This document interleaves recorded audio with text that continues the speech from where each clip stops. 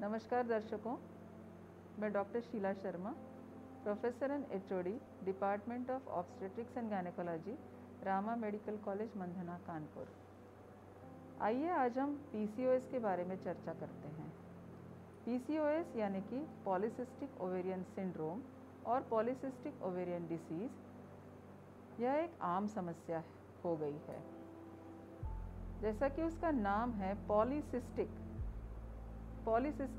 Ovaries, मतलब ovary में, अंडाशय में छोटी छोटी गांठें बन जाती हैं और ओव्यूलेशन नहीं होता है। जब ओव्यूलेशन नहीं होता है तो नियमित रूप से माहवारी नहीं आती है। तो माहवारी का अनियमित होना और इसमें हार्मोन्स की इम्बैलेंस हो जाता है। हमारे शरीर में फीमेल हार्मोन्स और मेल हार्मोन्स का जो बैलेंस होता है वो गड़बड़ा जाता है और इसमें एंड्रोजन्स यानी कि मेल हार्मोन्स बढ़ते हैं। मेल हार्मोन्स के बढ़ने की वजह से एक्सेसिव वेट गेन, शरीर में अनचाहे बाल उगना, मुहासे होना, सिर के बाल झड़ना इत्यादि समस्याएं भी उभर के आती हैं। आजकल टीनेज लड़कियों में या रिप्रोडक्टिव एज ग्रुप लड़कियों में यह समस्या बहुत कॉमन हो गई है। पॉलीसिस्टिक ओवेरियन डिसीज़ यह एक जेनेटिक और लाइफस्टाइल रिलेटेड डिसीज़ है। जागरूकता ही इसका अच्छा उपाय है।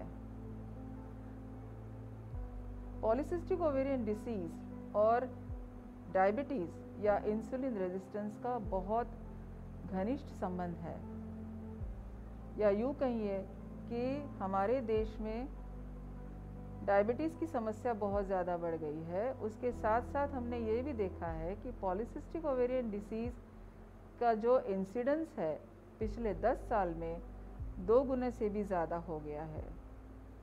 इसका इंसिडेंस अभी 10% है, मतलब 100 में 10 लड़कियों को किसी न किसी रूप में पॉलीसिस्टिक ओवेरियन सिंड्रोम से जूझना पड़ता है। क्यों हो गई है ये बीमारी इतनी आम? हमारा खान पान, हमारा रहन सहन बहुत हेल्दी नहीं रहा है। लड़कियां बहुत ज़्यादा जंक फूड है, फास्ट फूड है, they are not taking healthy food.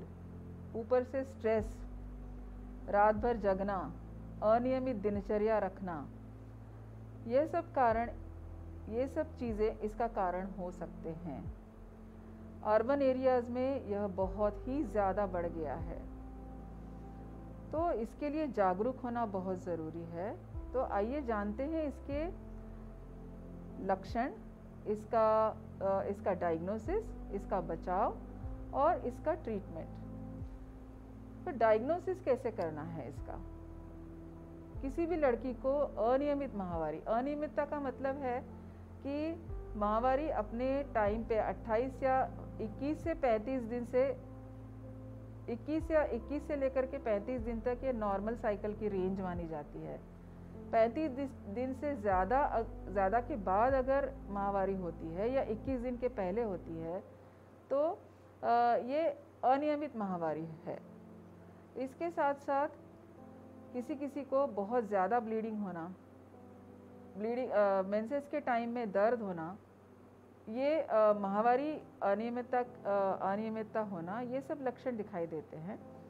फिर excessive weight gain, obesity, acne होना, चेहरे पे मुहासे आना, चेहरे की त्वचा जो है वो ऑयली होना, और नेक पे ब्लैक धब्बे आना, या फिर अपर लिप्स पे और अपर चेस्ट पे अनचाहे बालों का उगना। ये सारे लक्षण हमारे शरीर में जो मेल हार्मोन होता है, जिसको हम एंड्रोजन्स कहते हैं, उसका बढ़ना होता है। तो पॉलीसिस्टिक ओवेरियन डिसीज़ के 3 मेजर कंपोनेंट्स होते हैं। First is menstrual irregularity, second is hyperandrogenemia, मतलब कि हमारे शरीर में एंड्रोजन्स एक्सेस हो गए हैं, और थर्ड है कि जब अल्ट्रासाउंड करते हैं तो अल्ट्रासाउंड में ओवरीज में पॉलीसिस्टिक होना, ओवरीज पॉलीसिस्टिक होना। ये पॉलीसिस्टिक मतलब जो है छोटी छोटी गांठें जिसका साइज 1 सेंटीमीटर से कम हो, ऐसी कई सारी गांठें ओवरीज में होती है, जिसको जब हम अल्ट्रासाउंड करके देखते हैं तो उसमें कहते हैं नेकलेस पैटर्न दिखता है। मतलब उसमें छोटे छोटे अंडों के सिस्ट बन के पॉलीसिस्टिक बनते हैं। ये पॉलीसिस्टिक ओवरी में क्या है कि ओव्यूलेशन नहीं होता है। जब ओव्यूलेशन नहीं होता है तो माहवारी अनियमित हो जाती है। ये प्रॉब्लम यहाँ तक ही सीमित नहीं है, इसके बहुत गंभीर दूरगामी परिणाम देखने को मिलते हैं। अगर ये समस्या ठीक नहीं की गई टाइम से तो इसमें डायबिटीज़ होना, डिसलिपिडेमिया होना, डिसलिपिडिया मतलब कोलेस्ट्रॉल बढ़ना, ट्राइग्लिसराइड बढ़ना, ट्राइग्लिसराइड बढ़ने की वजह से एथेरोस्क्लेरोसिस होना, कार्डियोवैस्कुलर डिसीज़ होना, डायबिटीज़ मेलिटस होना और एक्सेसिव वेट गेन होना। और आगे जाके चूंकि इसमें अनअपोज्ड ईस्ट्रोजन होता है, उसमें ओव्यूलेशन नहीं होता है, तो प्रोजेस्टेरॉन हार्मोन की कमी हो जाती है, जिसकी वजह से आगे जाके एंडोमेट्रियल कैंसर का खतरा होता है। इसके दूरगामी परिणाम इतने ज़्यादा सीरियस है कि इसको हमको हल्के में नहीं लेना चाहिए और इसका बचाव और ट्रीटमेंट करना चाहिए। तो इसके लक्षण हम कैसे पता करते हैं? सबसे पहले हम अल्ट्रासाउंड कराते हैं, फिर हम हार्मोनल टेस्ट कराते हैं। हार्मोनल टेस्ट में बेसिकली एंड्रोजन के टेस्ट करते हैं और फीमेल स्टेरॉइड्स के टेस्ट करते हैं।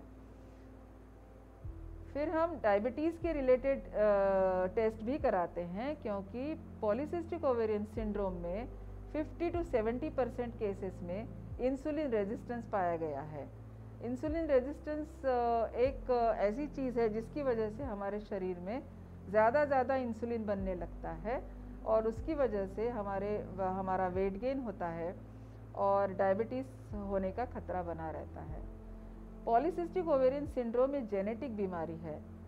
70 से 80% पॉलीसिस्टिक ओवेरियन सिंड्रोम के केस में हमें पॉजिटिव फैमिली हिस्ट्री मिलती है पॉलीसिस्टिक ओवेरियन डिसीज़ की और डायबिटीज़ की। हमारे क्लोज ब्लड रिलेटिव्स में जैसे मदर है, फादर है, ब्रदर सिस्टर है, या हमारे एक जनरेशन छोड़ करके ग्रैंड पेरेंट्स में हमें 70 to 80% केसेस में डायबिटीज़ और पॉलीसिस्टिक ओवेरियन सिंड्रोम की हिस्ट्री मिलती है।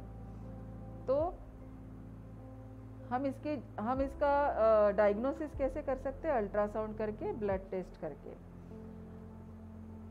3 में से रॉटरडैम क्राइटेरिया के हिसाब से 3 में से कोई 2 क्राइटेरिया भी होते हैं तो हम उसको पॉलीसिस्टिक ओवेरियन सिंड्रोम कहते हैं। ज़रूरी नहीं है कि अल्ट्रासाउंड में हमें वो नेकलेस पैटर्न ही दिखे या पॉलीसिस्टिक ओवरीज ही दिखे, दूसरे भी लक्षण उसमें होते हैं। तो हमें फास्टिंग ब्लड शुगर भी करा लेना चाहिए। हमें शुगर के बारे में भी सारी जांचें करा लेना चाहिए। फिर इसका बचाव कैसे किया जाए? बचाव करने के तरीके हैं कि हमें अपना वेट गेन कभी नहीं होने देना चाहिए। हमारा जो बॉडी मास इंडेक्स है वो हमें 27 से कम रखना है। वैसे तो 23 तक ही नॉर्मल माना जाता है, वो हम वेट और हाइट के आधार पर हम कैलकुलेट कर सकते हैं। हम BMI कैसे कैलकुलेट करते हैं? Weight in kg upon height in metre square.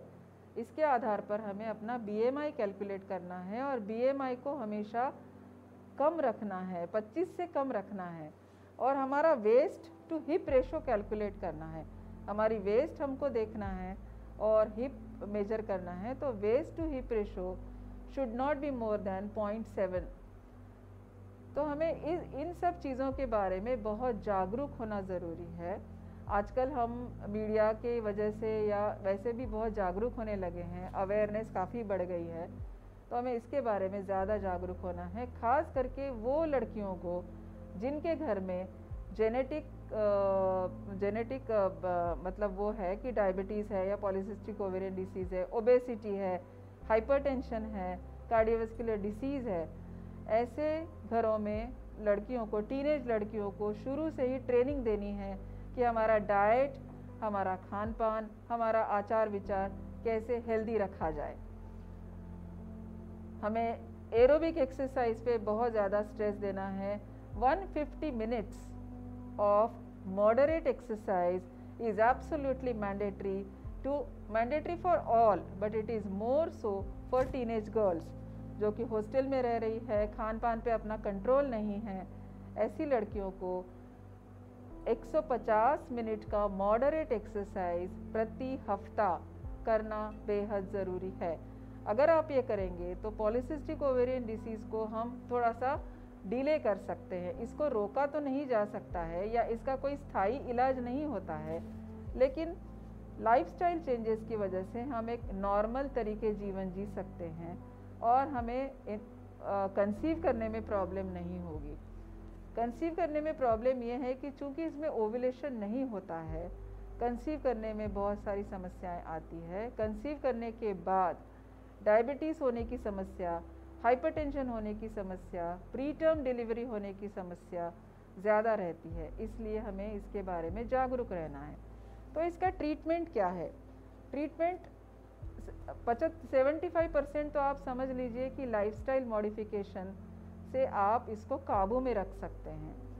बची बात ट्रीटमेंट की, तो ट्रीटमेंट के लिए हमें डॉक्टर की सलाह लेनी चाहिए, जिसमें कि मैं आम तौर पे इंसुलिन सेंसिटाइजर्स जैसे कि मेटफॉर्मिन या ओरल कॉन्ट्रासेप्टिव पिल्स जो एंटी एंड्रोजेनिक है, जो एंड्रोजेनिक हार्मोन्स को कम करे, ऐसे हार्मोन्स के पिल्स की हमें सहायता लेनी पड़ती है। और मैं सबको सलाह दूंगी कि बचाव ही इसका उपाय है। तो हमारी माताओं का ये फ़र्ज़ बनता है कि हमारी टीनेज लड़कियों के ऊपर ध्यान रखें। उनको कैलोरीज़ मॉनिटर करना चाहिए, एक्सेसिव कैलोरीज़ नहीं लेना चाहिए, जंक फूड नहीं लेना चाहिए, हाई कार्बोहाइड्रेट डाइट नहीं लेना चाहिए। उसके बजाय उनको जो फूड क्रेविंग होती है तो ताज़े मौसमी फलों का सहारा ले सकते हैं।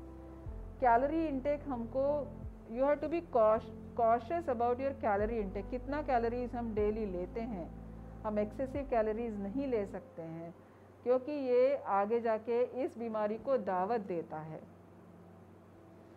बाहर खेलना कूदना बहुत ज़्यादा इनकरेज करना चाहिए। अगर ये संभव नहीं है तो आप हफ्ते में 150 मिनट का एक्सरसाइज, सिंपल एक्सरसाइज जैसे कि मॉडरेट या ब्रिस्क वॉक, इसका भी सहारा लेंगे तो भी आपको काफ़ी हद तक इससे निजात मिल सकती है। Thank you.